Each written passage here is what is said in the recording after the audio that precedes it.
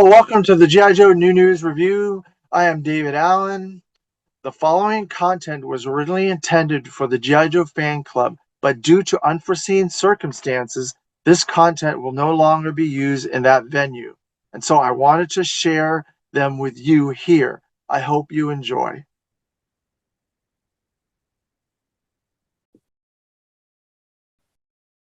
Hello, welcome to the G.I. Joe Fan Club Live.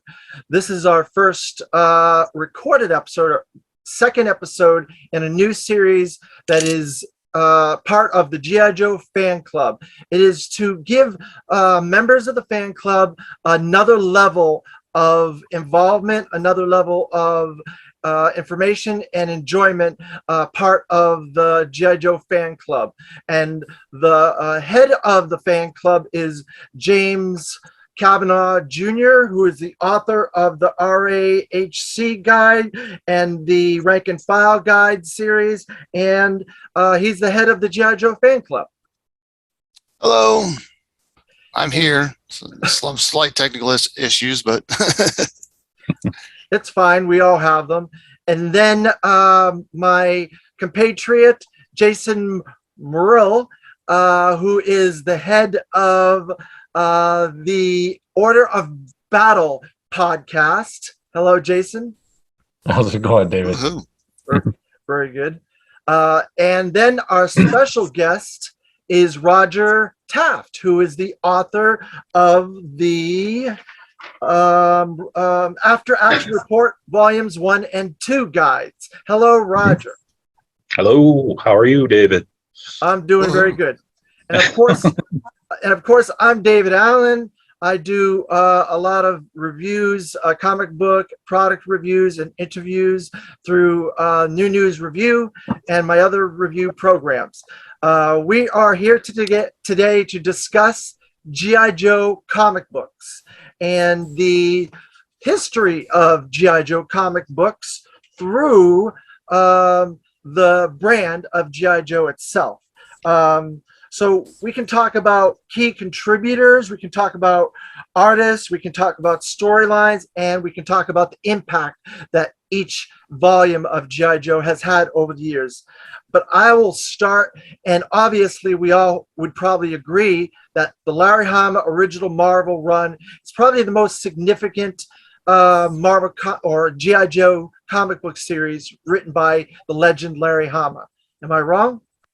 No, you are Jason? not. Absolutely. James? Absolutely. I mean, at least in the realm of G.I. Joe fandom, and certainly the initial the initial years of the fandom.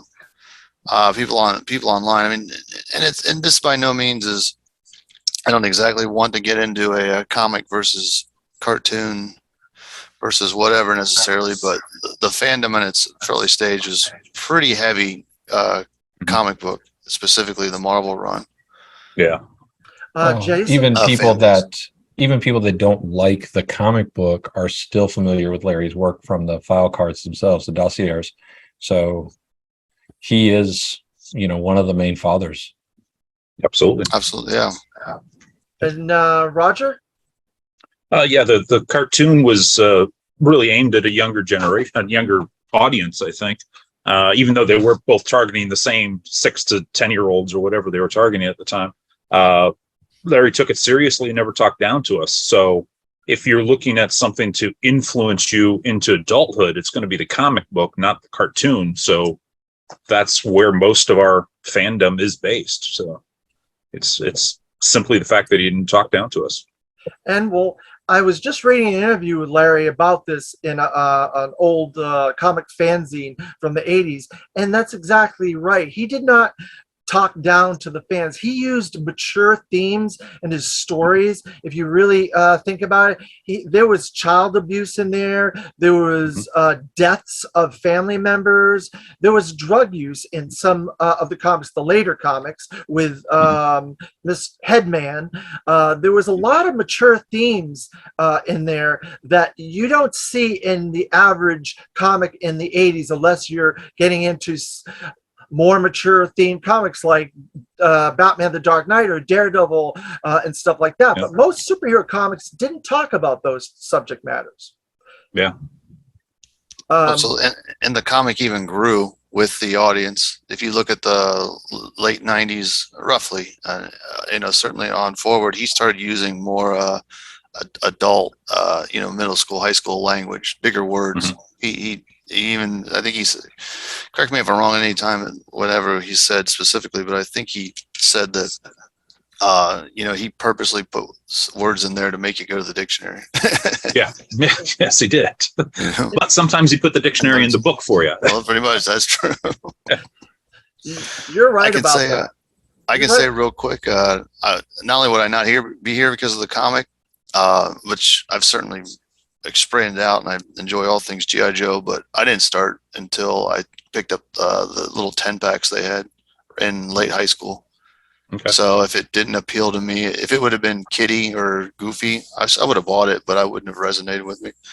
Yeah. And sent me down this spiral. Larry's old school, right? So he came not just from, G.I. Joe, but I mean, he comes from the comics era with an X, right? He comes from the indie scene where they were writing about mature themes. Not just that, but his whole background. And I think there was a whole period of time where a lot of those comic book writers and artists were tackling social issues, and he came from that time period before he ever touched G.I. Joe. That's where he cut his teeth. That's where he learned at the elbow of all the others.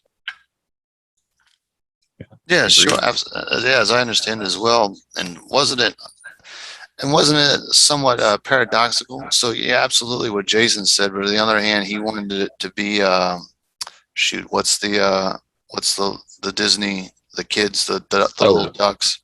Goof. Yeah, not Goof. Huey, Dewey, and Louie. Well, yeah, but he had something DuckTales? true. Anthropomorphic. He wanted to make anthropomorphic comics. Yes. But even with that, Yeah, he wanted to do the Boy Scout troop. I forget the name of it though. Yes, that's what he says. The G.I. Joe is the Boy Scout troop Yeah. with the little Daniel Boone hats. Yeah. I'm Oh, I totally know what you're blanking on the talking about. name. Jack Kirby's kids from the 50s? No, the Huey and Dewey and Louie, but as Boy Scouts, they had their own little. Oh. It was like the Beaver Scouts or DuckTales? something like that. Yeah, it was Oh. pre DuckTales, but it yeah. was, yeah, Here we are, the four experts. yeah, exactly. And Well, I with didn't Google. expect to get into Disney tonight. So. Well, Joe. Yeah. Well, I'm I'm while we're drunk. talking. the thing about Larry Hama's series, that was the very first comic, and it's weird. A lot of people will say the opposite of me in this, and I'll ask each of you the same thing. I started my comics life, and I don't know where I would be without it, with G.I. Joe. I collected G.I. Joe, then Punisher, then Nam, and so then I got into superheroes and Spider-Man and so on and so forth. I went the opposite. Most kids don't do that. They start with the kiddie comics and then superheroes and then get into stuff like G.I. Joe. But G.I. Joe was what drew me to comics. Is that true for you guys? Let's go with Roger first.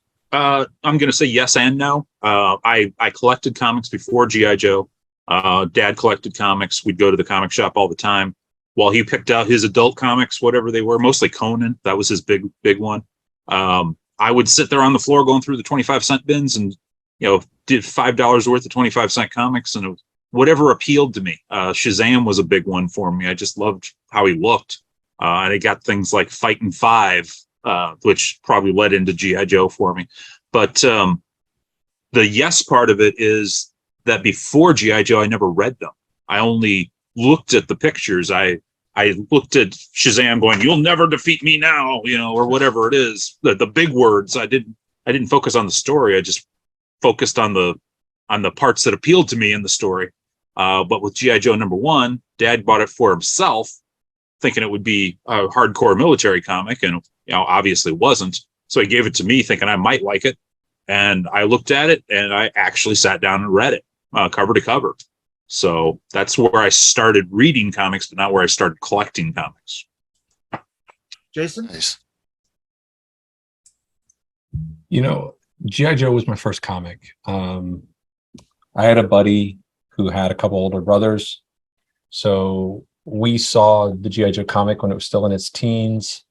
And from there, it went from G.I. Joe to the other toy lines, right? So Transformers and Battle Beasts, Visionaries, they all had their own comic. We were reading all of those, whether standing at the spinner rack or his brothers were getting them or whatever it was. And then when I had to restart everything in 87, I guess for me, comics, I restarted in 88 with G.I. Joe again. 76 and 77 was my restart because I had moved across the country and I had to leave everything behind. And from there, G.I. Joe went into the X-Men and the Nth Man and just exploring anything that looked interesting. And that's where I learned that I didn't really care much about like the Avengers or Justice League, but you could give me an X-Men comic or a G.I. Joe comic and it would run me all the way into my 20s. Cool. Nice. James? No, I wasn't. I'm hands down the weakest comic book guy on this panel. I'll tell you that right now. I mean, sight unseen. I was never. It wasn't that I wasn't into comics. We only had so much money, and I only made so much a week in allowance, like $3. And you can guess where $3 went a week with the price of a G.I. Joe action figure at that time. No, you can buy 20 comics for $3 in the early Well, 80s. There was I had my Joes plotted out for the year and a couple vehicles, and that was it. But no, I got comics when we went on vacation. But it wasn't that I wasn't into them. It's just it exceeded my bandwidth. I guess there's just so many toys out there that I wanted. My first G.I. Joe was 63. To keep me quiet on the airport or the airplane. But and then again, once I stumbled upon the 10 packs for $5 at Meijer, I started snatching those up. And those were good bargains. So we all love Larry Hama. We all love the original G.I. Joe run. What are some of the contributors to that series besides Larry Hama, the art side of things that you guys found interesting about the original Marvel run? I really got a kick out of the John Byrne covers or the Mike Zeck covers. They drew me in quite a lot. For me, it was Mike Golden that really triggered it for me. When I was a kid, I didn't really perceive the art as much as, I being a dumb little kid, I didn't know how comics were made. I kind of just assumed they were spit out by a machine. I never put any thought into it. It took me years to even realize that the people listed at the front of the book were actually real people that made this book, and it wasn't ignorance per se. It was just, I never gave it any thought, but I think the consistency of the art was part of the key for it. It's mostly a realistically drawn comic from start to finish. And it was pretty rare that there were any outliers where it just didn't look like real people. So like other comics, they'll get really cartoony in some issues and then go to a really realistic style a couple of issues later, just depending on who was slotted for that spot. But Larry had control over who was going to be an artist on the book, and he could nix them if he wanted to. So it didn't happen very often, but we stayed in that lane. He picked some interesting people, and they're very good artists. Ron Wagner, Andy Mashinsky, Herb Trimpe. Those guys are, if you read the first 80 issues, that's your lead of guys right there, those three guys. They're all very similar styles if you look at it. Jason? I mean, I think you've just named off all the ones that we're all going to agree upon, the ones that we all were inspired by. So for me, it was, McFarlane and Wildman, where I felt like it wasn't G.I. Joe, where it felt weird, where it felt off. And it's not to take anything away from them as how they or where their careers went, but when they were on G.I. Joe, that was the part that I was like, man, this doesn't feel,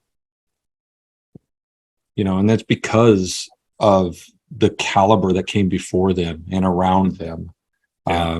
You just, you've named off all the heavy hitters, and G.I. Joe was one of those books that it had no shortage of just amazing people drawing for it. Well, and the thing about it is, when you have the caliber of people doing covers, and I read this in another interview years before, that a lot of these artists sought the book out because they saw the quality of it that Larry was putting forth. It wasn't a kiddie toy line comic the way that it was always billed.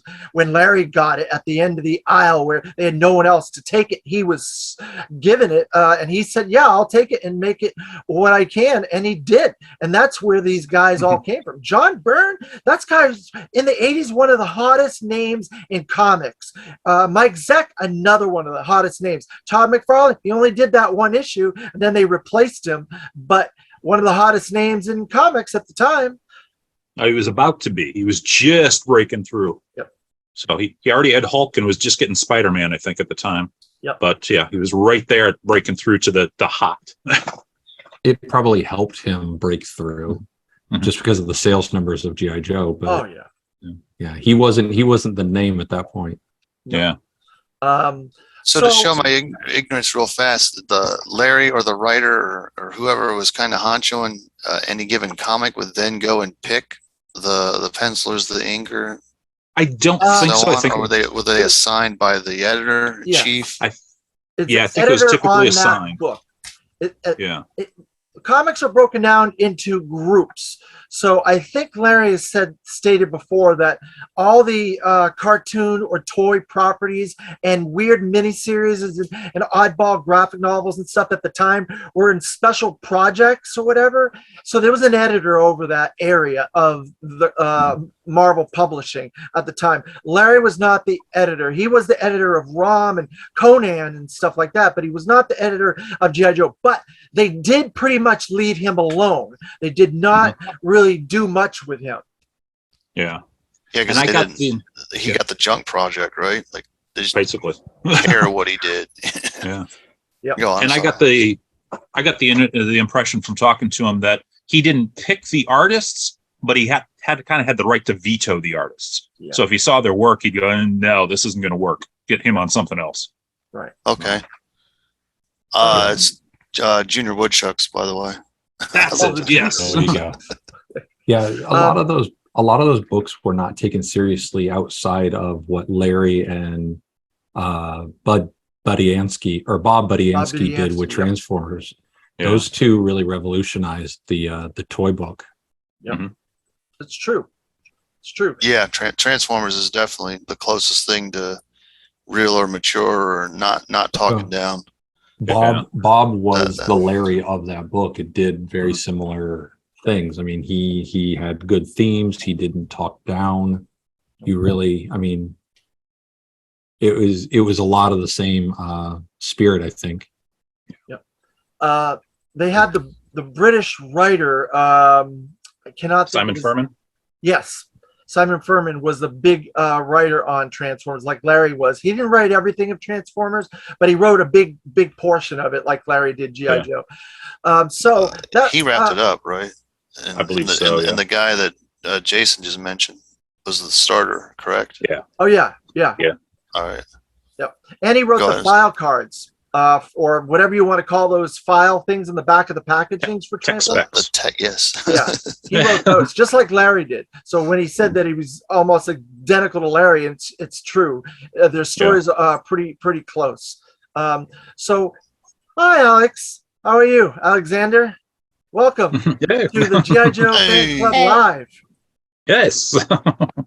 I know. Congratulations. I know you can't hear them because I'm wearing the headphones, but. What do you think about the G.I. Joe comic books? That's not really a thing. He says they can hear you. You just can't hear them.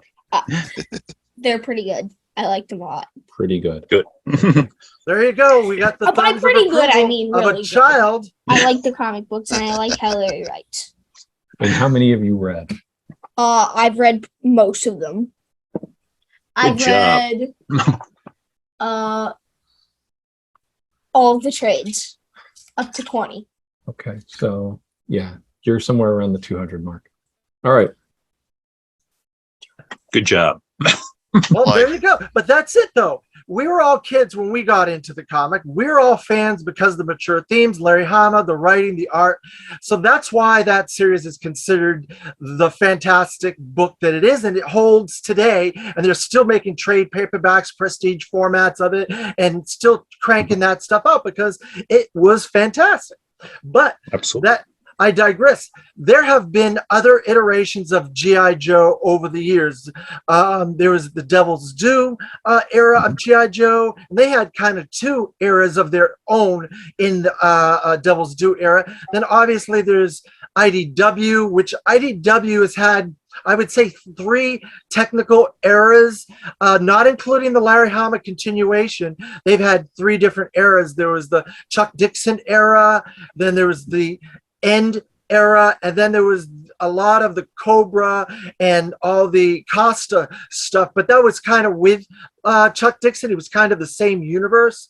Okay. And then we also had Action Force, is its own universe of G.I. Joe comics that had tons of comics in its own right that was spread out over all kinds of different books and stuff like that. Tell me a little bit about each of these eras that resonated with you. Resonated?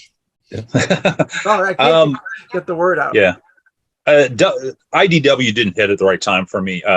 It came right after my bankruptcy. So buying comics and reading comics just was off my chart at the time.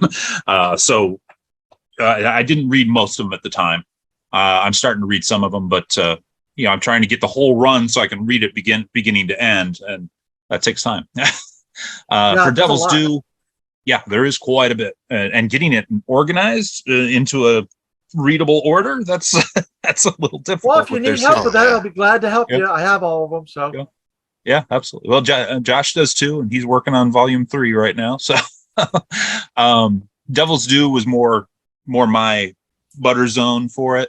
It hit right at that nostalgic period, of course, that it did for all of us, because we were all just right at that early income, disposable income period, and looking for stuff to buy.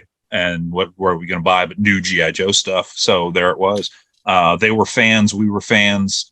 It may not have been the best stories compared to Larry's. Larry's is always going to be the top. There's still good stories, no doubt there. But Larry is the pinnacle of G.I. Joe comics.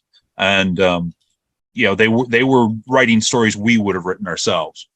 So, it was fans catering to fans at the time. And I that's what I loved about it. And they were accessible. You could go to the conventions and talk to any of them, hang out with any of them after the show, So it was just a really good time period for a G.I. Joe series to hit in our lives if we were early 80s G.I. Joe fans. I think that was true for a lot of people at the time. So. Jason? I have, even when I couldn't afford the space or the money for vintage toys or buying the collectibles and things like that, I never stopped with the comics. So IDW, DDP, I've been through all of it. I've bought all of it, in my pull box. And honestly, that was a part of why I didn't realize we had a Joe community at all, because in a city of over 1 million people at the largest comic book shop in the town, I was the only pull box for years. Wow. Yeah. And so I always felt sort of alone in G.I. Joe because without other people buying the book, when it was just me, I never even thought to go look for a forum or a bulletin board. I just assumed it was dead and I was the one. I've enjoyed most of DDP, even when the shop was telling me it wasn't good. I've enjoyed DDP once I joined the community and people, trashed it for whatever reasons. I think it was a lot of fun. But when you compare what a 20 some odd year old guy is doing to what Larry Hama has been doing since, 15, 20 years before he picked up G.I. Joe, it's unfair. In the IDW stuff, I've enjoyed that. I even enjoyed the Revolution era. I've got a couple friends who were able to draw, you know, Zartan and a couple other villains in some of the not G.I. Joe, but G.I. Joe crossover Revolution books. Nice. I think, you know, in general, it doesn't really matter where the comics go, as long as they keep that nice mix of sci-fi fantasy plus military, you know, aiming at that middle school to high school age and the spirit of fun. James? Oh yeah, absolutely. I mean, I don't think Devils do kind of. I mean, to me, it kind of came out of nowhere. I mean, I knew it was coming. I knew like Bench Press had done like a 5-page preview that really didn't take off. They were trying to push it, but I think Devils do. You know, carry the torch as sufficiently as anybody could at that time. Again, that's right there where we were all kind of formulating it. And again, yeah, and Jason's right. If you really didn't stumble on the Devils Do comics forums themselves, you really wouldn't have taken off to the next level, like of the collecting community. I think, at least. I mean, and it's funny that me not being much of a comic guy as a whole, how I happened to land on that board. Well, again, you know, around that time, so I started in 1994. I graduated in 1995. I started around 94, 95 buying those comics. And yeah, I was missing by the time, I mean, you could pick them up for 50 cents or $1. Oh, yeah. And by then, it was, I started 1 month after G.I. Joe stopped. There you go. Wow. That's Well, that's a good that's how I spot do to that. get. In 1994, I think. yeah. And so, I mean, I was just desperate. So I was kind of ravenous. You know, I got a little excessive collector. I think we can all relate to that collecting bug. Yeah. But Yeah. but Devils Do was always they were always at the show.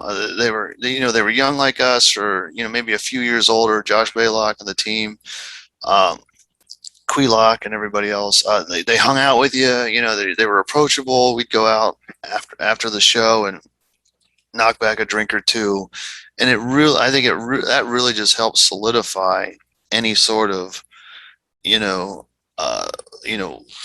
demand, like relationship with the comic. You just felt part of the team with them, and I think that, they knew the subject matter, and I think they carried the story on to the next level, and it was, I mean, at this point, I think, I mean, Hasbro might have been the last one to really get it. I mean, maybe not. I'd have to stop and think about it. Well, get it in terms of the property was shifting more towards us as in our 20s and in our 30s and now in our 40s. But I mean, they were still kind of grasping onto it being a kid's toy. But Devils did write even a hair above more overall, I think, than Larry. I mean, Lady J died. Spoilers, Exactly. that was like a huge death. There was a And a few few- deaths in that series, and some of them resonated. Chuckles also died, Yeah. and there's a few other people. Yeah. DDP's writing, because it was aimed at us as we were aging, and even now Hasbro's trying to aim at us with the toys. To me, I think that was the biggest mistake of all of these, is you keep it at that middle school to high school age. You keep it where it's accessible to the young kids, but they can grow with it. If you go back and you read DDP now in our 40s, it feels really immature because we were really immature. They were really immature, but it's really good, really strong stories for 20-year-olds. But Larry's the king because even now it's accessible if you're 10 or 14 or 17. You don't have to be in your 40s. Oh, absolutely. I can agree with that on all points. That's an interesting point that you bring up, Jason, because I just read all those comics getting ready for a project that I'm going to be working on in the near future, and I wanted to have it fresh in my mind. And I felt a lot of the themes were actually quite mature in a different level than the Larry Hama stories. But this was a direct continuity in Larry Hama's continuity. It followed a lot of his storylines. It connected a lot of the dots from his series. But then when IDW came, it kind of like shunted Devil's Due over, and supposedly Larry Hama continued right where he left off, even though he had already did stories in Devil's Due that connected to his previous run. So these two continuities of Larry's and Devil's Due and Larry's are very different in their tone. Larry's writing style is not the same as a lot of other people's writing style, and that's one of the issues, one of the parts of his run that is unique. You could read an issue 10 issues back and it could connect to an issue 10 issues later, and you could follow it. There was a good follow through of that storyline. Sometimes a lot of writers that are not, like Jason was saying, that are not experienced, that didn't have the experience Larry did. He had 20 years of experience prior to getting G.I. Joe and Conan and DC Comics and fanzines, black and whites and stuff like that. So in that sense, you're right. The writers were a little more immature in their writing style, but I do believe some of the stories were still a little bit more mature than some of the Larry's storylines in certain aspects. Well, so I don't mean immature is any sort of negative connotation, right? Immature as in inexperienced or younger experienced. Right. These guys were raw. Maybe that's a better word for it. Yeah. Their storylines were aimed at their age group, at our age group at the time, us in our 20s. But, you consider a 20-year-old immature, not necessarily as a negative, just inexperienced or into things that you've moved past in your 40s. So when you go back and you read DDP and you're like, oh, it's not, you have to put yourself back in that time frame. The thing that Roger can probably speak to a lot better than I can is that regardless of what legacy DDP has in terms of its stories, it has left an indelible mark on G.I. Joe that has gone through live action. It touches Larry's stuff now. It touches the toys that we're getting today. There are things that DDP did that forever changed G.I. Joe in very real ways. Yeah, no, I can agree with that 100% as well. Fun fact from my little corner of the world, Blaylock was out of Cincinnati growing up. And so as I would go and pick up the toys, as an adult, mind you, I didn't start collecting until 2002. I'd always hear stories about, oh yeah, he used to zip around the flea market all the time showing off his art. He's going to be, he's going to be big, and he's going to do this, and he's going to be the king of the mountain. And no. We're just like, okay, Josh, just keep on going. And he did, he did get there. He's but no small thing now. Yeah. But to Jason's point, he absolutely was immature or rough or at the time. Like, I didn't know that. I thought, again, not being a comic as minded as most, I just thought that, he's the authoritarian. This is the company. They've got it all figured out. Yeah, absolutely. But they still did. I still think they did a real good job. They picked up real fast. Like I said, I just read the whole thing over every single issue in the last 5 days, all of it, all the way through. And I think there's a lot of positive things in there. And to Jason's point, we wouldn't be getting a Kamakura figure if he wasn't created for that run. Some of the characters and some of the designs that came from that era are very good characters and very good designs. That's why I tossed it at Roger, because he's going to be more. He's going to know more about all that. Focused on that. So what's your take on it, Roger? Yeah, I mean, he created Kamakura. He created Zanya. He put the Rashkagi logo on Snake Eyes' shoulder, which carried through all the way to the live action movie.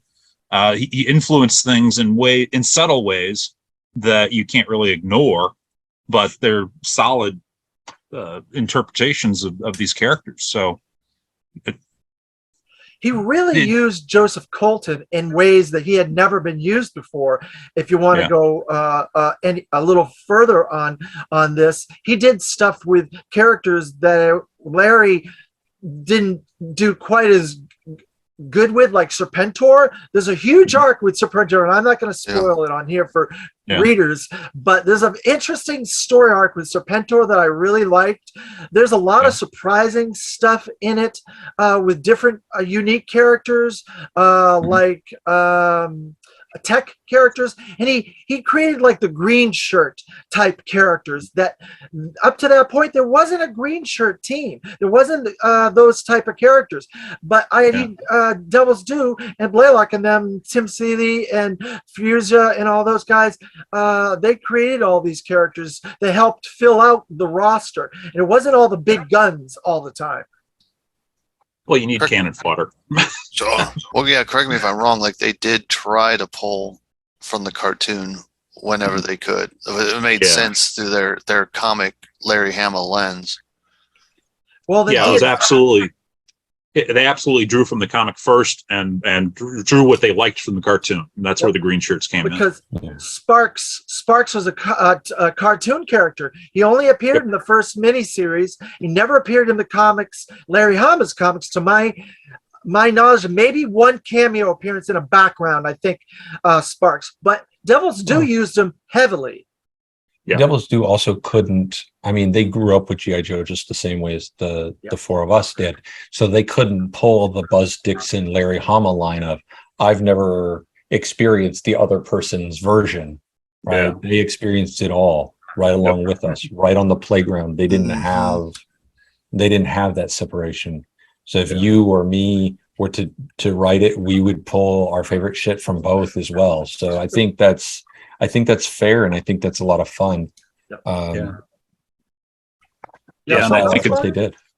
And I think it's great that they pulled from international sources as well, bringing in Satan and Cobra Mortal, whole bunch of other characters. Yeah. So you're right. And at that point, that wasn't even fan service. That was such a deep cut that most fans didn't know that those weren't new characters. Yeah. They just assumed these were made up, right? Unless you were deep into the collector community. Yeah. Nowadays they do things for fan service. That was well and beyond any sort of like mainstream fan service. Yeah, definitely. And also a credit to Devil's Due is they used a lot of toy characters that were never used during Larry's run. You could read up to 155 of the original G.I. Joe, and there was a ton of characters like the Interrogator. He wasn't in there. There was no Overkill in there. There was no couple of the other weird like glider characters. I don't know all the gliders names from the 90s. Yeah. But a lot of them they made a very brief appearance, and that was it. In fact, I think some of them were mentioned, and that was it. They didn't even appear on screen, so to speak. It was just a name. Right. So I think Devil's Due had their impact of the brand on the brand and on the history of G.I. Joe, and I think it was a positive impact. But that brings us to the Chuck Dixon, Robert Adkins era. And I just got finished with doing an interview with Chuck Dixon for 3D Joe's, and his went even further in the mature level of G.I. Joe. It was very deep militaristic, very deep armaments, weapons, all that type of stuff, if you want to call that more mature in that realm. The Last Laugh is crazy mature, and it's really the only mature G.I. Joe that's ever worked. Everything else, and it's a miniseries. It has an ending. I mean, I know they tried to continue it afterwards, and it fell apart. But if you just take it from, Chuckles through the death of Cobra Commander, it's really the only adult G.I. Joe that's ever worked.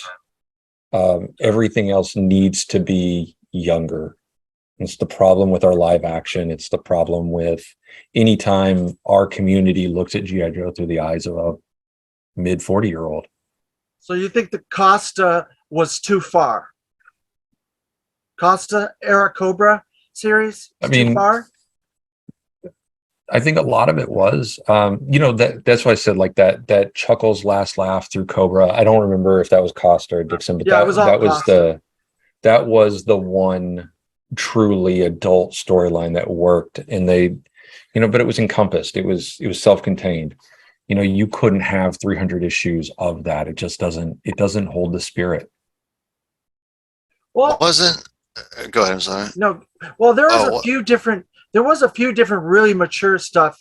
I don't know if you know what Hearts and Minds are. It was a mini series that was super mature as well.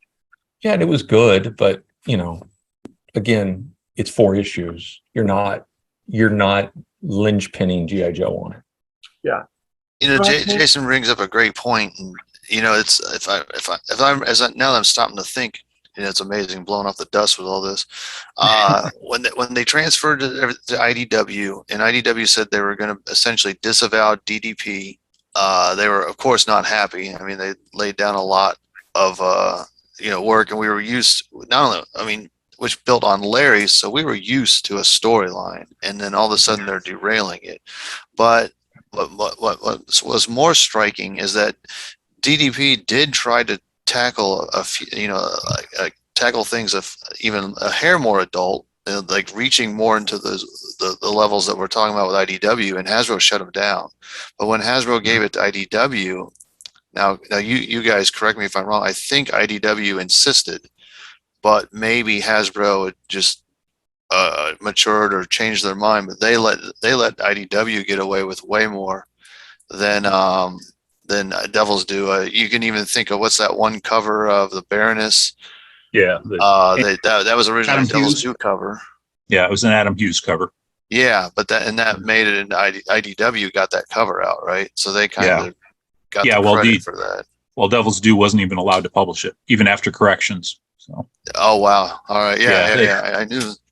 In fact, on the cover that actually got produced, which is a totally different piece of art done by Tim Seeley, which is still Baroness, but it's not that art at all.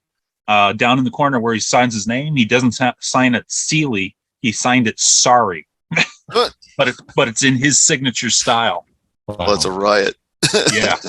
But I it's guess kind of like, from an adult perspective, I also have to add in, because you mentioned Hearts and Minds, so you also add in World on Fire. I think that's 3 miniseries that really work. Outside of that, well, that era was like the last bastion. Like, so, I don't think IDW did as well, but then you brought in that Chuckles era, and I apologize, that's terrible. I forget the actual names of the miniseries, but I remember the stories well enough. And then Robert Atkins. It continued on to a regular series. It went like 30 issues or something like that, the Costa era. It was broken up into arcs, Right. but it ended up being 30-something issues. yeah. But Robert Atkins- after the death of Cover Commander, it fell apart. Right, Oh. it was doing that whole Yeah. find the new commander thing, and it wasn't good. It was okay. There's Well- just when it's super adult like that, it's those small encapsulated things, right? Last Laugh, Hearts and Minds, World on Fire, and then get back to the fun of GI Joe, get back to the Well, spirit. But the regular series to James was Chuck Dixon, and to a point that Jason made about Larry, Chuck Dixon, when he had worked a little bit on the Reload, the alternate reality GI Joe from DDP, but then when he got the reins of IDW's GI Joe, he did not restart it with a new origin or anything. He just kind of softly gave it a reboot. But Robert Atkins and Chuck Dixon both were exceptional experts in the comic book field prior to getting those assignments. Chuck Dixon did comics since the late 70s on Airboy. And so, to Jason's point, he had experience, and he could nuance the characters and nuance the story and do things like Larry could do that the younger generation couldn't do in their story. That's why Chuck Dixon's, in my opinion, was a much more mature in certain aspects than the Devils do, and even Larry's in certain aspects. Go ahead, Jim. Correct me if I'm wrong, pros. But my understanding and interpretation of IDW is that prior to that, well, Larry was writing his thing, because Larry does Larry. Devil's Due was emulating Larry and trying to galvanize the fan base and energize the fan base. IDW, the GI Joe fan base, IDW, and I'm going to say this is my opinion, but I think it's more just the truth, where they were writing to the comic community as a whole. So they were trying to appeal to a broader comic audience, which is obviously bigger than a GI Joe audience. And I think the comic people really, started to say, hey, this GI Joe stuff isn't that bad, and it got some major website publication feedback, positive feedback. Loop, maybe, I don't know if they're big or not, Looper or IO9, but at the expense, now this is definitely my opinion, at the expense a bit of the GI Joe fandom, which kind of loops into Jason's point of, yeah, I mean, it was a little more adult in some ways, and it should be child-esque, or there's that line, because it's indeed a child's property. It's a child's toy property. It's not like Batman came first as a comic, and then it branched out in all these movie, toy, and Underoos world, where GI Joe started as a toy, and then went into these storytelling medias. The thing about I think that's IDW is they try to your point, they did try to touch on every single audience level, because they were doing animated comics. They did, oh no, DDP did Sigma 6, but there was younger audience comics that IDW was doing along the way. There was the crossovers with Transformers, there was the regular series, there was the Costa Cobra series, then there were the Larry Hama series. And if you looked at all those series, they were geared towards different levels of the audience.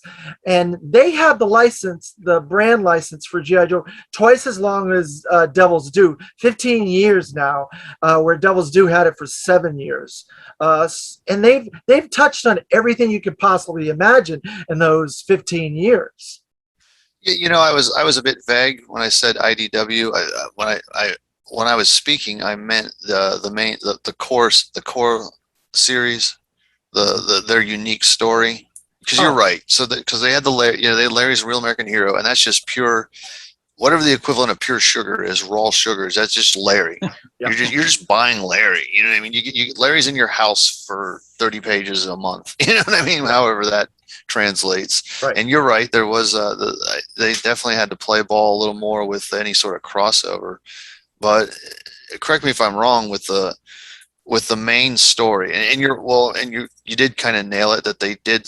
You all kind of nailed it in a sense that they all started and stopped. I mean, they started and stopped that story, what, 4 or 5 times? There's 4 or 5 number ones. More than that. Okay, yeah, sure. Well, yeah, barring any of those sub, yeah, they divided out into 3, and then but it still kind of worked as story A, and then it went into story B and story C, story D. I don't know. Again, so there you go. That's where it's becoming more comic industry formulaic, as opposed to our traditional GI Joe. I'm Larry Hama. I'm going to write every issue from 1 to 155. Well, I think so. That's the thing is, and David, you just touched on an interesting thing. DDP threw a lot of spaghetti at the wall, right? They had, from manga to Larry's run to Josh's run, a lot of different things. Sigma 6. IDW has thrown a lot of spaghetti at the wall when you have Costa and Dixon, but Larry has continued the A-Raw run, World on Fire. A lot has happened. But for the 7 years that DDP had it versus the 16 that IDW had it, I would say that DDP has left a larger mark on the broader G.I. Joe than IDW's 16 years. Right. I find that interesting. And Roger, like you just touched on several different pieces of that, and you weren't even really scratching the surface. Yeah. Whereas, IDW has allowed Larry to continue from 155 and a half, instead of Larry coming in and writing from, what DDP was doing. He went from 155 and a half to 300. That's enormous. And Costa's Cobra run, that is enormous, but it still doesn't leave the mark that DDP left in terms of the new characters being added, the changes, the physical changes to some of the characters, these little nuanced personality changes to some of the characters. You got to give it to DDP for that. IDW, I mean, they've done some amazing things. They've thrown a lot at the wall. Personally, I like the Revolution stuff where they were trying to mash everything together, but I know a lot of people didn't.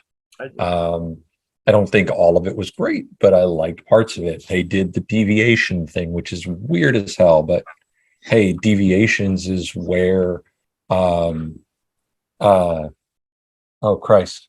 Paul Allure got, that was one of his first G.I. Joe things. And then he gives us World on Fire, which was incredible as an adult story. There was, I don't know. Well, DDP also had a lot of the I- G.I. Joe versus Transformer stuff that Marvel and IDW didn't have. So you have that as well. I don't know. DDP put their foot in it. Yeah. And I think a lot of what you're talking about there is really changes in the comic industry itself, because some of the top selling books for IDW have such low print runs that they would have been canceled in the Marvel era. So even though that's a great sale for them now, Marvel would have looked at that and went, "Oh no, we're not publishing that." So they that didn't makes have a the big opportunity to make the impact that DDP did. Yeah, exactly. Far fewer people are reading those books just because far fewer people are reading comics in general. So, Okay, yeah, sure. I'll add something to what Jason was saying. You're right, Jason. The IDW era, yeah, they did throw a lot at the wall, and they did try a lot of different things, and there was some really interesting stuff.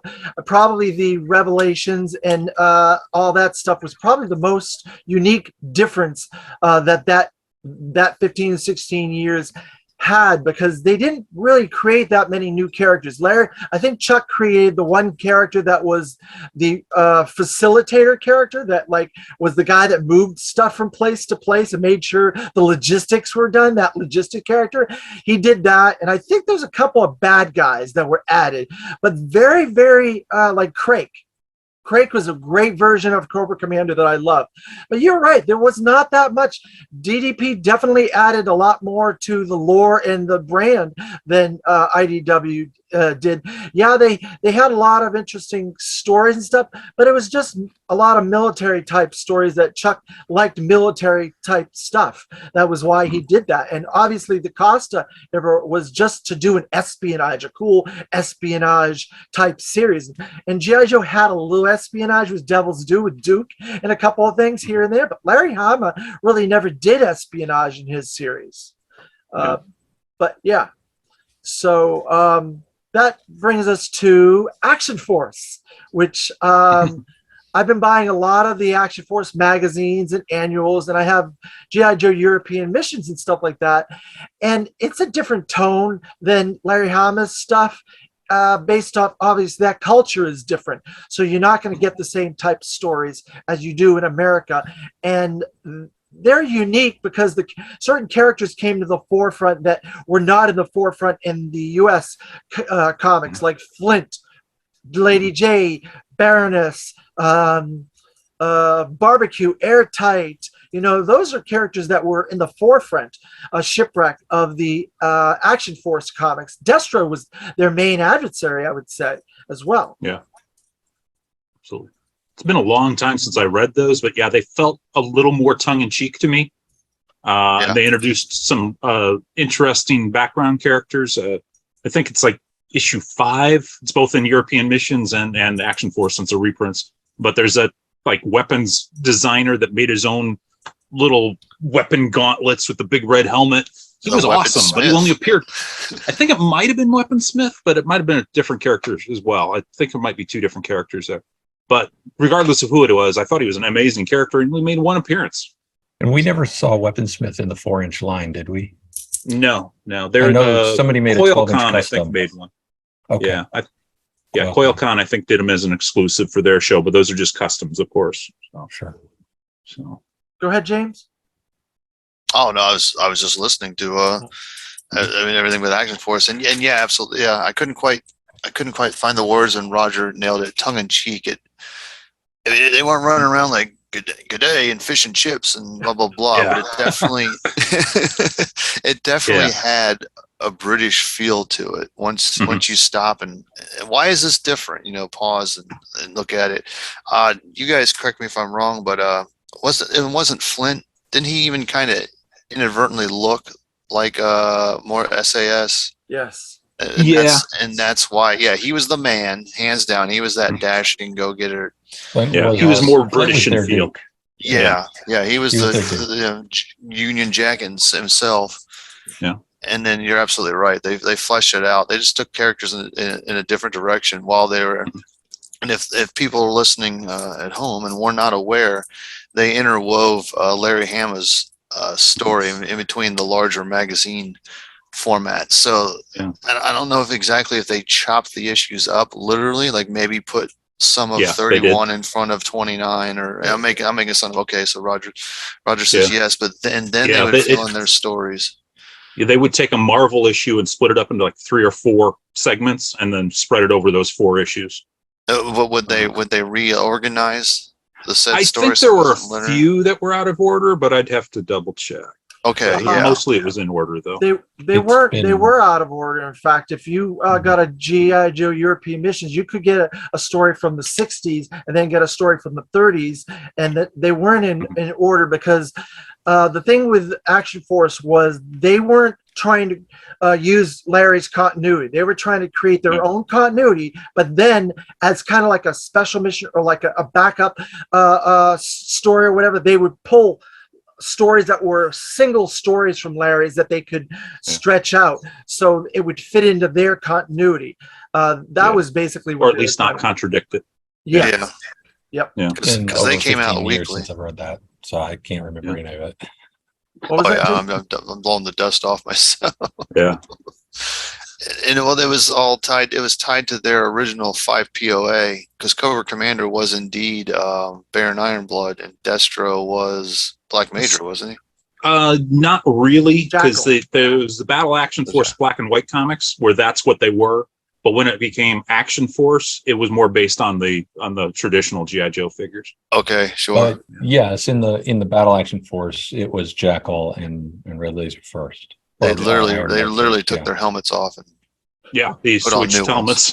yeah. No, we're Cobra. You know, And I felt that Action Force, based on the name, was more action oriented. If you looked at a lot of the covers and the artwork and the interior, it was a lot more action adventurous. In Larry's American run of GI was more militaristic. If you look at the two side by side, you can tell the different tones of them as well. yeah. Well, Larry was also character driven, and Action Force was probably more let's sell toys to the kids driven. Yeah. Yeah. I can definitely see that. Well, because again, they still already had Larry's. They did half the work done. The good thing and the bad thing for them in their minds is that they had half the work done for them.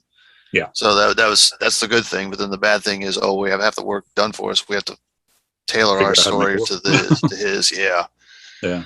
And then one other, I mean, you guys tell me, because I haven't read too many of them, but the Battle Action Force was real gritty, real raw. Yeah, much grittier. It was aimed at a more adult audience in general. Well, I mean, I want to say yes, but I think over there they're just used to. I mean, they have literally centuries of war behind their cultures that Yeah. their kids. This is what happened. You know, they're living next to medieval castles where all these terrible things and tortures and deaths happen. I just in my mind I assumed that well, these 50 Cobras just got annihilated because that's what happened in World War II in their backyards. You know, like they can still pick up bullets and trinkets from those wars, and it's not. And I don't think the parents are as doting or think of the children types over there. Or at least maybe things have changed now, but back then that was just how it was. This is war. This is a war toy. If the kid's gonna play war, this is how he plays war. And then he moves on to whatever property was popular over there outside of GI Action Force War. Yeah. Well, you also have to look at the history of the comic itself. It started out as just battle, which was, brutal war comics. Okay. From medieval comics all the way up through World War II comics. And it was sort of I don't know if it was aimed at kids, but it was certainly a grittier comic than you would see in America. And then when they added Action Force, they just transitioned from Battle to Battle Action Force. And then they just dropped Battle eventually because it became more popular and more profitable, probably. So, Oh wow, I never heard of the battle. Just the battle aspect of it. That's pretty cool. yeah. And some Yeah, they did like amazing- 2 or 3 series. It was Battle, Eagle, and I think there was one more. But they were all anthology series, and they put whatever thing fit the theme for it, and Action Force fit in there. So there were some incredible artists and writers that came out of there, like, that are Mhm. currently on the world stage or have been on the world stage. Okay. Some really incredible people came out of there. They got cut their teeth on Battle Action Force in England, and they came over to the United States, and they're huge comic book contributors today. For some reason, I can't think of a lot of.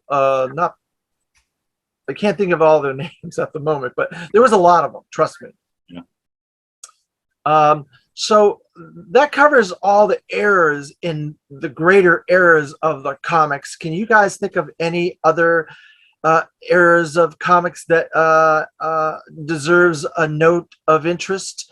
I know the Sigma 6 had a mini series. Sergeant Savage had a couple of mini series. Sergeant Sergeant Savage Savage comics were only had great. yeah, Or the no. Sergeant Savage only had the 2 mini comics that were in the Yeah. figures. I was thinking, But IDW did include him in their Revolutionaries and stuff like Yeah. that. I was thinking, I always make this mistake when you said Sergeant Savage. I was like, oh, their comics are great, but what I meant was G.I. Joe Extreme. Yeah. Yeah. Those comics, Yeah, everybody makes that mistakes. Well, those comics were pretty good. it's the same continuity. Sergeant Savage came into G.I. Joe Extreme, so I put them together. Yeah, if you want to do it that way, then yeah, then you have Dark Horse. But I found the Extreme series very confusing because it's read like it wanted to be a continuation of A Real American Hero, but it wasn't at the same time. So Okay. the whole time you're reading it, it was like, wait, is Stone actually Duke and under new guys? It was Is he taking a new dystopic. code name? It's And in it the was just future. really weird.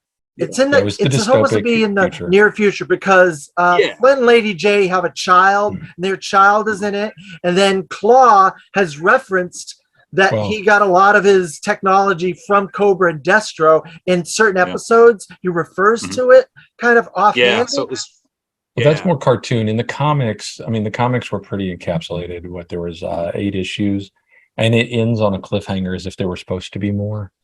Yeah. Marissa There Fairborn is not in the comics as far as I can remember. It's Yeah, been a I few don't years. remember it, but No. yeah. But But yeah, the it was comics were very good. disconnected. Yeah. The comics were Yeah. good. It was just supposed to be like a weirder dystopic, but also like 90s extreme. Yeah. It was version. set in the far future of 2020, if I'm not mistaken. So I had to laugh, and I'll pour a little out for Extreme and Savage, but yeah, I had the two conflated in my head when we started this conversation. I don't own them. I mean, I own Yeah. damn near every Yeah. G.I. Joe comic you should own, and I don't know why I never got around to it. I didn't want to Yeah. spend more than $1. The Yeah, I've other heard it's pretty era that good. you I mean, think again, of- like Rogers and Art is Jason good. chiming in. Yeah. I had to laugh, Jason, and I couldn't quite put my finger on it this previous month, but Shush kind of makes me think of a G.I. Joe Extreme fitting in the yeah. Alexander's Black Little bit. Dragon. in there. Yeah, Yeah. Black Dragonish. For comics that we haven't really covered that I think deserve at least the honorable mention are the toy mini comics, Starduster and Yeah. the 4 from later. the Battle Force era, because I mean, even if you weren't reading the comics, if you bought the figure, you got those little comics, you could read those. It was a small snippet into the world of G.I. Joe through comics. I'm not saying they're great, Yeah. but if you weren't a comic book kid, you at least got those if you bought the Mhm. toys. And Oh, yeah, there's, yeah. And the 3D there's- ones. there's a couple other Oh, the 3D honorable ones were mentions. awful. Well- Yeah, if you want to get into the Blackthorn, G.I. Joe in 3D, or how Yeah. to draw 3D, like that era is, I mean, it's not great, but No, I mean, no, it's it's fun to not. collect. Yeah, Its fun. most notable contribution is it's the only series that had a cover with Sergeant Savage or Sergeant Slaughter on it. Oh, okay. And they're both unique miniseries, but there's a couple other things that we have failed to mention. In the 60s, the original G.I. Joe, the 12-inch G.I. Joe, had Yeah. 2 issues through DC Comics that were the Yep. Sailor, the Marine, the Soldier, and the whatever the other one was, Air Force guy. There was 2 Yeah. issues of that for those guys. And then this is one of my popular things. I'm always bugging poor Roger and Josh about this, trying to find places in their books that they haven't put this in. But in Marvel Comics, they had little comic pages during the 70s of the Action Team, which was Joe Colton, G.I. Jane, Bullet Man, Gorilla Guy, whatever his name was. All these guys, like 10 different guys. And they had probably about 8 or 9 or 10 comics. They were one page, and they were about different characters, and Joseph Colton and stuff was always in there with them. And I love those comics. They're great. So was he Yeah, named pure- Joseph Colton in that, or was it No. Larry that named him Joseph Colton? No, No, it was Joseph Hasbro, Colton I was think. named in that. Okay. That's where they No, came he was. from. No, Joseph Colton wasn't It was named a toy until line. the 40th anniversary. Yeah. Yeah. Right. So, Which is so because I'm, like in my conversations with 12-inch collectors, a lot of them have told me, and I mean, I'm not speaking for the whole damned community, but the ones that I've spoken to, they hated the name Joseph Colton and Mhm. and issue 85 of the comics where he was named by Larry, Yeah. because G.I. Joe didn't have names. The boys and the girls that played with him named their characters, except for Bullet Man, except for Mike Powers. They didn't have names and they weren't supposed to. And so I know a lot of the 12-inch guys that I've spoken to don't like Joseph Colton, whereas our generation in issue 85, I was introduced to Joel Colton and his partner Jane, and I've loved him ever since. So that's a generational gap, and that's where like the one page comics that you're talking about and the two issues from DC that you're talking about, they missed me because they're a different generation. I would love to read them. I'd love to see them. I don't know that we can put them in the same conversation as everyone else, at least as equals. I think it's more of an honorable mention or a fun mention. But that's my They were there opinion. to sell toys. They were purely there to sell toys. But I can say, though, IDW did include them in their continuity. There's several different miniseries that those characters appear in IDW's continuity. So as far as Larry and Devils do, they used Joseph Colton and Jane, but they didn't use anybody else. But Devils do used all of them. Yeah, but even then, if Devil's Due is naming these people, that's not really using the same thing as the unnamed characters from a one-pager, right? Hold on, Or I did got the it. one-pagers have a name? I think I got a reverse, Jason. IDW used all of them. IDW used all the characters. They were in miniseries. They had a story, several stories, in fact. And Devil's Due only used Jane and Colton. Okay, sure. But I just meant like from the one-pagers and the two comics, were they giving people name or were they just calling them like Sarge and Lieutenant? I mean, Joseph Colton was just Adventure Team Commander. That's all he was ever named in those. Right. And so that's where when you get into the modern era of IDW, DDP, even Marvel with naming Joseph Colton, that's our generation thing. It's not truly tied into the 60s other than us wanting to tie it in.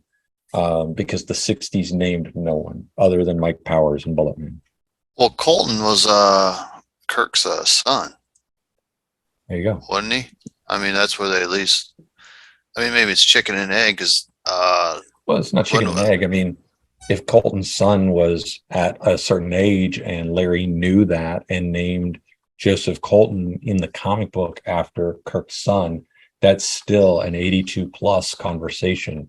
And don't get me wrong, I love that 82 plus has tried to wrap in 64 to 78. I would absolutely love to see us wrap in even a little bit of Super Joe, but that's our generation reaching back more than it is the earlier generation reaching forward. That's why I put it in a special, like that special mission, sort of a There special we go. mention, sort of separate conversation. But I do love, David, that you brought it up, and if I can find them, I will probably end up adding them to my GI Joe collection because Want they say GI everything. Joe on them. Yeah, I never heard of Why them. not everything? If I see them, the price is Yeah. right. You know, I mean, Roger has already ruined David and I with Europe, with the UK Incredible Hulks. Yeah, So absolutely. Yeah, I saw That to that. me is well and beyond a special mention. Exactly. But it's G.I. It's out Joe. there. But Exactly. beyond that, though, I've been looking at stuff in other countries, Australia, Brazil. There are comics in I Brazil. leave There's that to comics in Josh. Mexico. There's comics in Australia. Oh, yeah. What they are, I don't know. Roger's the expert on that. Yeah, most of them are reprints of American comics. Some of them, like the Australian comics, they have the actual Marvel comics that are just repriced, just like the Canadian comics were early on. But they're same publication by Marvel. They just put an Australian price tag on the cover. But there's the 4 issues of the Australian comic from Hurricane Press, I think is the name, Hurricane something, where they have Digger as a intro and outro character. I was just going to say introduced. Digger. Yeah. Well, then, But didn't Action Force also have Slammer? that was Sergeant Slaughter, and they just renamed him Slammer because they couldn't use the name Slaughter. Well, But and, I don't think he ever appeared in the comic. So he was Sergeant Digger in like the Netherlands, Belgium, that sort of area. no, I think I was still Slammer there. But Digger No, is Oh, yeah. Digger I is thought- actually basically a reprinted version of Recondo Sure. because he's the most Well- Australian looking character they had. So Yeah, and I don't mean Digger from Australia. I meant like Yeah. if you're looking at the GI Joe Netherlands yeah. website, they have him named as Sergeant Digger, I believe. Oh, nice. Okay, I haven't heard Yeah, that. Sergeant Slaughter is Sergeant Digger. Yeah. They're in that 3 or 4 country area. Yeah, I know Slammer was used for a couple of countries, Wait, but I Sergeant think Slaughter? Sergeant Slaughter because Well, they he's- found Slaughter offensive, I guess. So no, well, Jason, you saying that Sergeant Slaughter is Digger or Recondo is Digger? No. And you're drawing. So in you're drawing Australia, in the it's- comic books, Well, yes, I know. Australia Digger is a Recondo character. I Yeah. was referring to the toy, the Sergeant Slaughter action figure, not comics at all. Yeah. In the Netherlands and that area was I believe Sergeant Digger. Although I would have to go back and double check. yeah. Oh, wow. Okay. I feel like it's still an S name, but it's not Slammer or Slaughter. So, but I'm not certain. Yeah. And because we're mentioning all these countries and stuff like that, I feel remiss if I don't mention the anime manga G.I. Joe comics that they Yeah. did. There wasn't a lot of them. There was a handful, but they had their own identity. They had new villains. Mm-hmm. Yeah. If you want more on that, go watch Talking Points and with Patrick and Philip because they So- cover that not in great detail, but they do cover it. Nice. That's where I found out about that. It's Sergeant Driller. Driller. Driller. Okay. Okay. So, Yeah. Sergeant Okay. Driller in that part of the world. And that's the Somehow action I've figure, never not heard the of it. comics. Mhm. Yeah. Somehow I've never run across that. So, See, you learned I was I always would stuff on love it. to surprised. see the cards, but I was always surprised the club didn't do an easy repaint and do Digger. yeah. Digger's not colored. He's only shown in black and white. One cover shows him, but he basically looks just like Recondo. But isn't I he think they put- blonde? Or I think he's sandy blonde. I think that's the only change. Yeah. Sure. Yeah. And it's that a was very That was an It's a interesting very thing that bleak Devils joke. Do did during their run. They killed Recondo off, but then, spoiler, they brought him back from the dead. They didn't do that with Lady J or Chuckles. yeah. Was that an accident or No, or it was is that intentional story? because I think it was a story plot. They used to have their own version of G.I. Joe special missions that's that they right. did these special issues, one and done issues. And one of the issues, Major Blood kills him and he falls off a waterfall or whatever. But then during the World War III storyline, the third year of their second iteration of G.I. Joe, he's a spy in the background. A lot of characters became spies in Devil's Due. There was a lot of espionage in that series towards the end, and I enjoyed it actually. It's fresh in my mind because I just read them all, so that's why I'm remembering it. I'm sure I would never have remembered that if I hadn't just read them. Yeah, they So- certainly found ways to make 155 some odd characters on 200. You know what I mean? We had 200 characters by the time in 94 and roughly, and they made them do something. You know, at least they were seen a lot more than. We're in the other excess instances. of probably 400 characters now. Sorry to interrupt you, but there's an excess of 400 characters now if you really want to get into it. That's amazing. So are there any stories, artists, and writers in those eras that you guys, we covered a lot of the artists and writers in those, but is there anybody that, like Larry's got a couple of really good artists, like the current artist, I cannot think of his name. He uses like his initials. I don't have a comic here to Gallant. grab.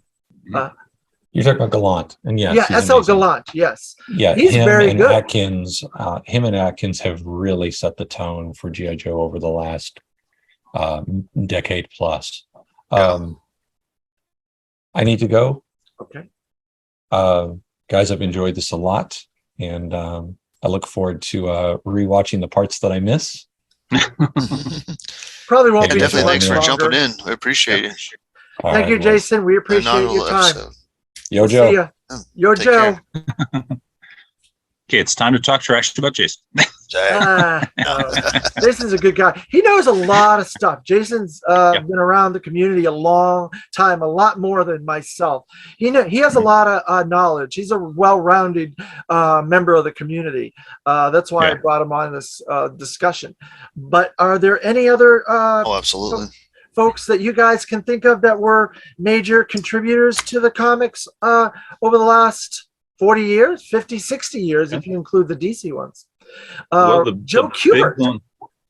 Joe Kubert worked on the comics. He did the Sergeant Savage comics, and he did the G.I. Joe DC comics. Yeah. He also did the artwork for the packages for Sergeant Savage too. That's true. So yeah. Yeah. Well, if you look at Marvel, you've got, we've already kind of covered them, but you got Ron Wiggum, Ron Wiggum, Ron Wagner, Mike Zeck. I mean, those were huge influences on the overall tone of the series. It's true. Was Mike Zeck the gentleman that did around the late 90s to early teens? He had No, he was more in the, I think most of his covers are between like 30 and 60, somewhere in that ballpark. He was in the mid 80s. Okay, yeah. He was around 86, 85, 84. Yeah. And he did a lot of Punisher work with Larry. He did a ton of Marvel stuff during that era. He was one of the major Marvel artists of the time. He did the Kraven's Last Hunt. He did Secret Wars. He did Captain America when he crossed over with Wolverine, Punisher. He did quite a lot of stuff during that period. Yeah. Well, that makes sense because G.I. Joe was their #1 selling comic around that time, right? Yeah, it was in the top fall in 10. that A-list. Or... That's something that I wanted to bring up in this conversation. G.I. Joe, the numbers have come out. Kurt Busigian has posted these numbers. G.I. Joe was in the top 10 of best comic books for almost 10 years. And it got to number best-selling one. comics.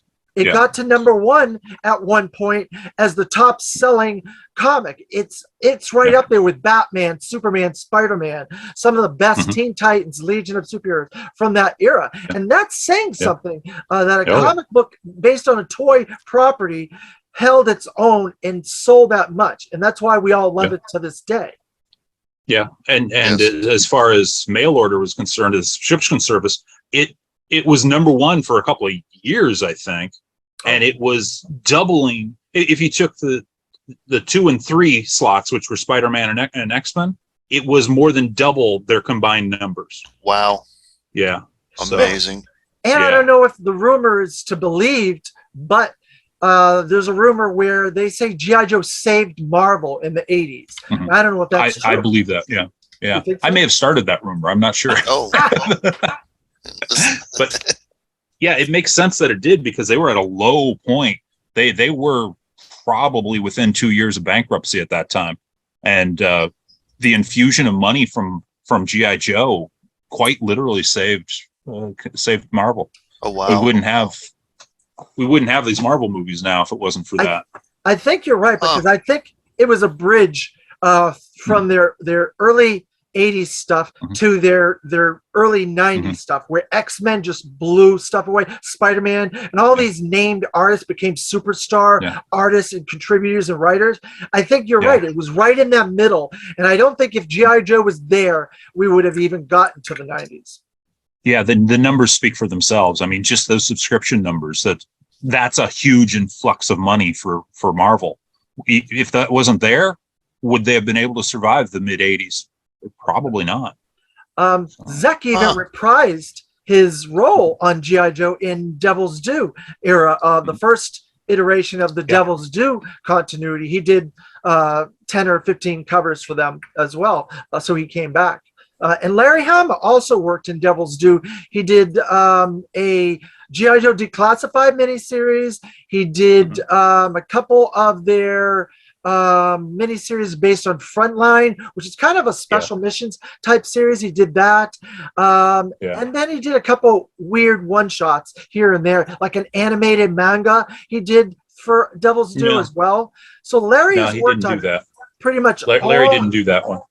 No, he didn't? Yeah, Larry did the Storm Shadow miniseries. Oh, the Storm Shadow series, Yeah. It wasn't intended to be a miniseries, but it got canceled. So. Right. So he worked on every era of G.I. Joe comics, from Marvel to Devil's Due to IDW. He didn't work on Action Force, but they used a lot of his material in Action Force. So he kind of was in every era. And that speaks to the quality and the impact that he made on the brand. Yeah, absolutely. Did you have something you wanted to say, James? Oh no! I mean, at this point, I'm just taking in as wearing the role of the fan or the general audience member, picking up and listening and to such sage experts here. Well, that kind of brings us to what is coming next for G.I. Joe. We're about to hit G.I. Joe 300 from Larry Hama, and all the other stuff is ended from IDW, to my knowledge. There's no more animated Saturday Morning Adventures, which I love. That was a very cool comic. But it has now been revealed, Larry Hama did this himself, that the license has been picked up by another publisher. He would not say who the publisher was, but it is strongly rumored that it's Robert Kirkman's company from Image Comics. And Larry's going to start, he's already started issue 301. So he's going to start right where he left off with a couple of slight tweaks to it. And they also this company got the license to Transformers as well. So we're going to see G.I. Joe comics continue into the future. What do you guys think about that? I'm kind of excited about it, more so than I was for IDW, because like I said, IDW hit right after my bankruptcy, so I wasn't really into comics at the moment. And I'd already been reading some of their Transformers stuff at the time before G.I. Joe got picked up, and I wasn't enjoying it. So I wasn't real excited about it at the time. But Robert Kirkman, if he is who gets it, I know he's a fan of G.I. Joe, because right after Walking Dead hit big, he lived in central Kentucky at the time, right where I lived. And I went to a show not knowing who he was at all. I wasn't interested in zombies at all. But he was the big draw for that tiny little comic show. And he was right up front signing autographs. And as I was walking in line to get into the show, everybody walked past him. He was right there. But I overheard him talking to somebody else, and they asked him, if you could do anything you wanted in comics, what would it be? And he said G.I. Joe. Wow. And I was like, well, heck, then this should be perfect. That's a good basis. If he's wanted to do it since Walking Dead hit big, obviously he's a big fan of the property. So I would think he would treat it the way the way we would all want him to. So. What do you think, James? Oh, absolutely. No, absolutely. No, I was taken back by that, and yeah, that's great. I mean, I wonder if that had more direct influence with the Shiva Force and what was the Yeah. Python? Yeah, the Lucille Patrol. Lucille Patrol. Yeah. Yeah. For those listening at home, it was oh shoot, McFarlane Toys McFarlane did Toys. Yeah. some convention sets of a Shiva Force based on Tiger Force colors with GI Joe card backs, and that's the Tiger that's in the Walking Dead series, and Lucille Patrol with Python Patrol colors based on the bat that Negan wheels. Yeah, Negan was using. And Yeah. I guess that's only because it had the barbed wire wrapped around the bat, so it kind of looked like Python Patrol. So Okay, sure, makes sense. yeah, That'd be fun to see, and I'm glad that they're letting Larry continue. Not only work on it as, Mhm. I mean, Larry just kind of has to work on GI Joe. It's yeah, we've it's all a required agreed it. part. Yeah, it Yeah. is.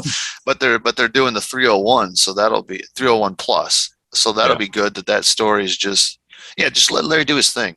I mean, Yeah. we're buying it. And the He's- thing about he's- it is, I think if Larry had his choice, I think he would be writing G.I. Joe on his deathbed. His last word would be like, Snake Eyes.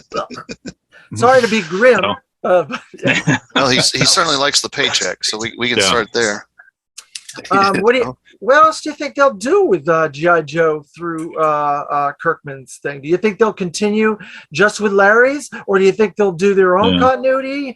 How do you They'll think have they'll their own. progress? Yeah, purely on a financial and business point of view, they have to do multiples. Look at what IDW did.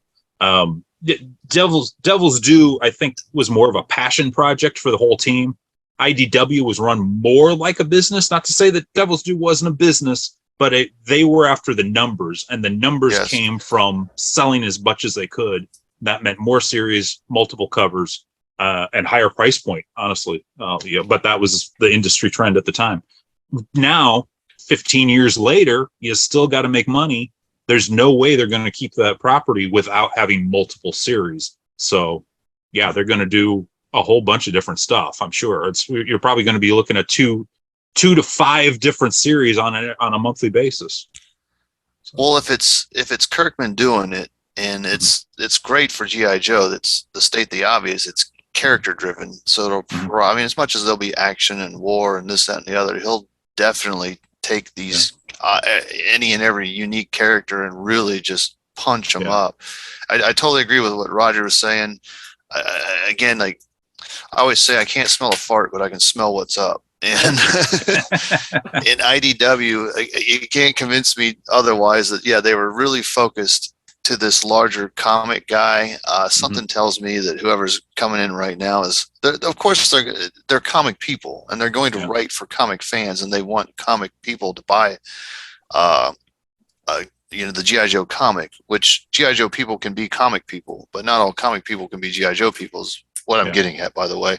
But I do think they're going to have GI Joe fans more considered.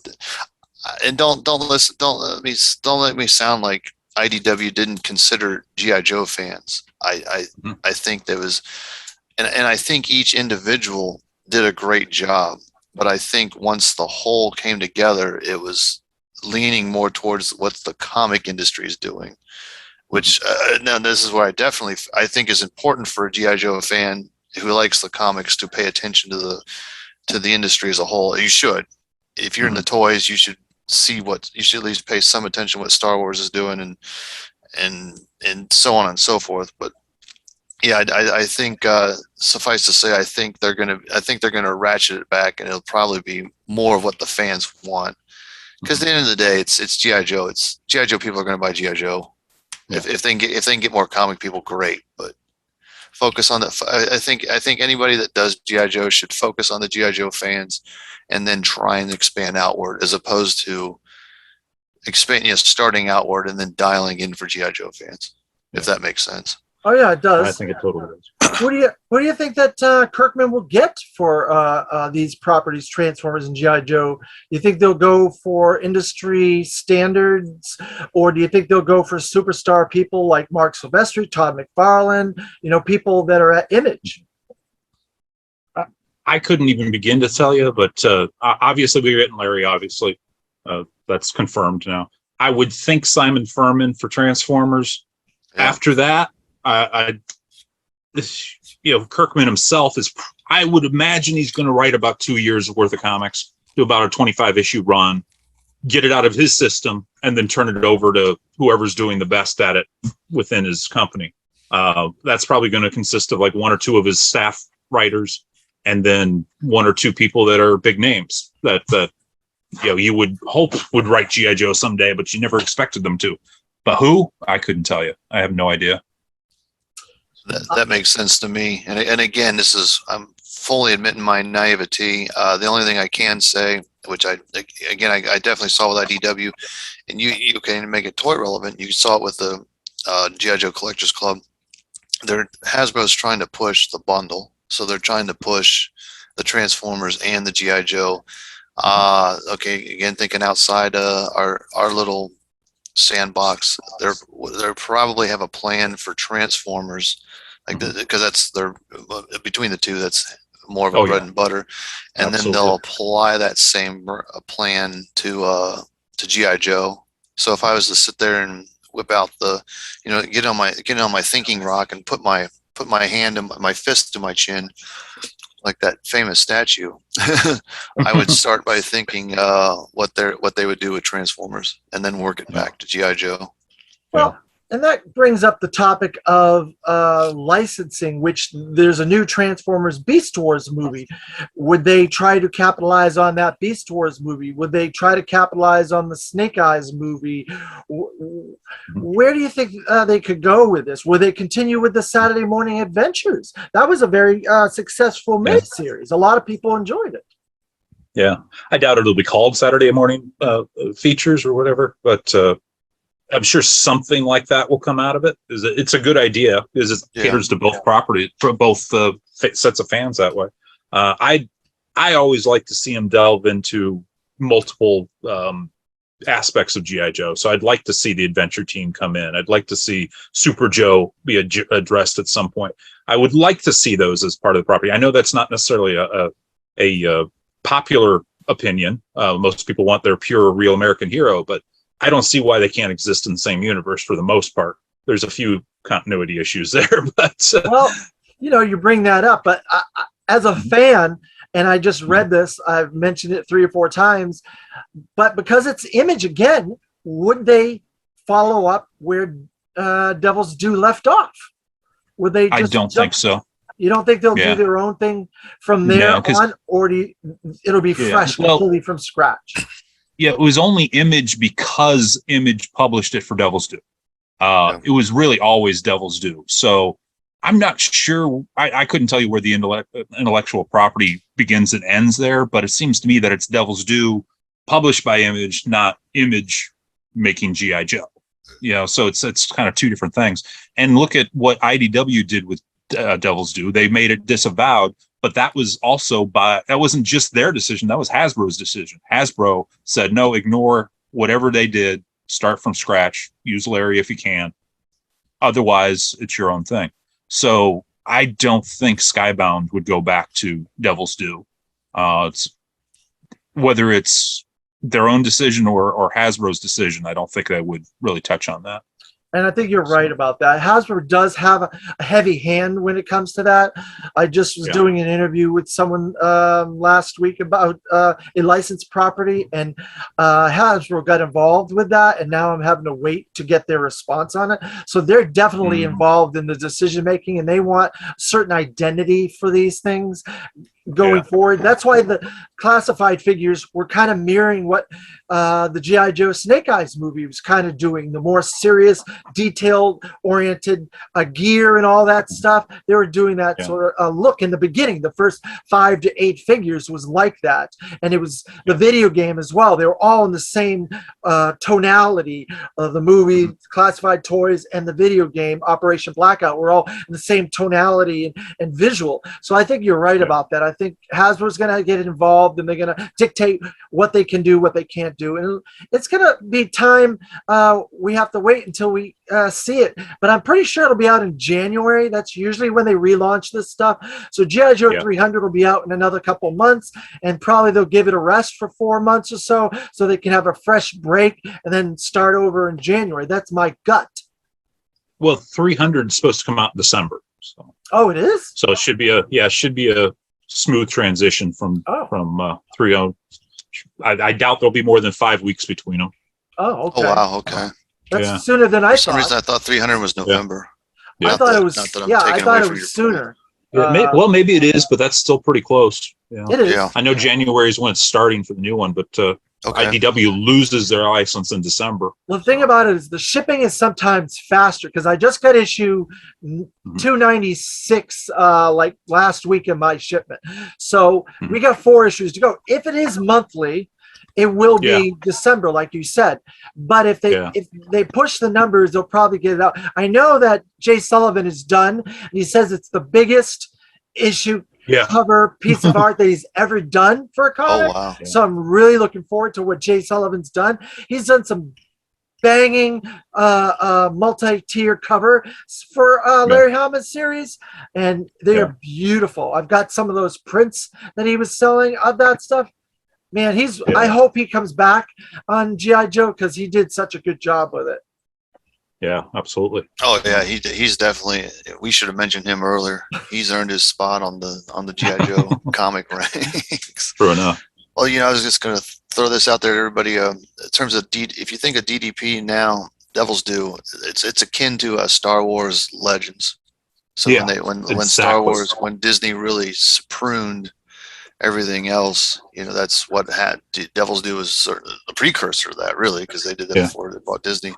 And then another snippet for ID. I didn't know Hasbro insisted on a complete. Yeah, shift. that's what we've been hearing. Yeah. Okay, because again, working with thinking outside GI Joe, Dreamwave I thought Dreamwave's story was great, but I guess they really didn't do a good job managing the property, so they lost it, and that's when Hasbro went shopping. And I don't know this for a fact. This is me kind of putting known clues together, previous instances together, to formulate a thought.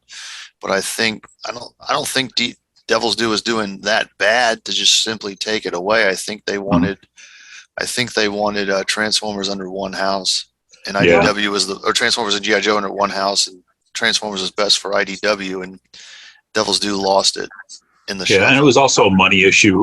IDW made a bigger bid, but when it came down to it. All right. Well, then there you go.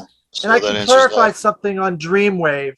The guys that were running Dreamwave were not paying their artists and their personnel. There was a lot of undone accounts there. And so they were getting a lot of negative press with the comic book community, and the fans were boycotting them towards the end when they realized that's what was happening. So there was a negative connotation with Dreamwave. So that's another part of why they lost the property. Yeah.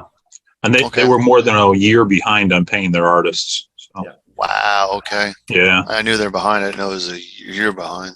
Yeah, and I think that's just the bulk of it. I think some of the artists were even more than a year behind on being paid. Sure. Yeah. I know it's definitely left a sore spot.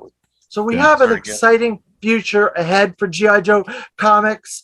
And I hope all you fans out there enjoyed us talking about the comics. And I hope you learned something by watching us in this series, G.I. Joe Fan Club Live. And if you'd like to give us suggestions of topics for the future episodes of G.I. Joe Fan Club Live, just comment below on this video when you see it posted. And I appreciate all your contributions to the G.I. Joe Fan Club. I want to thank Jason Morrell. I want to thank James Kavanaugh. And I want to thank Roger Taft for your involvement tonight and your time. Oh, absolutely. Yeah. Well, You're welcome. Yes, definitely. Thank you guys. And David, thank you for organizing and honchoing this for the fan club. I appreciate it. It's my pleasure, and I love being a contributor to the community. Anything I can to help the community. I love G.I. Joe, and I just want to be involved. So thank There you you all. go. You are welcome.